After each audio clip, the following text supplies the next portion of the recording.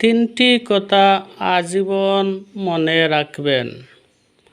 যাহারা দেশ এবং বিদেশে চাকরি করেন, এই তিনটি কথা আজীবন মনে রাখবেন, তাহলে আপনারা কামিয়াবি হতে পারবে এবং সুখী হতে পারবে, সফলতা অর্জন করতে পারবে দুনিয়া এবং আখিরাতে।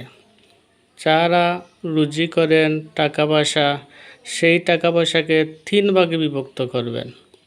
এক অংশ নিজের কাছে রাখবেন, এক অংশ নিজের ব্যাংকে রাখবেন, এক অংশ নিজের আত্মীয় স্বজনকে দিবেন।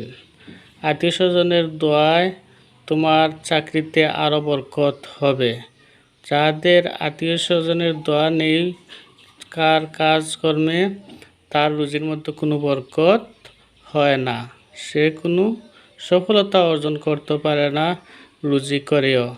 এই জন্য তার রুজিকে যারা 3 ভাগে বিভক্ত করতে পারবে, তারা দুনিয়া এবং আখিরাতে সফলতা অর্জন করতে পারবে।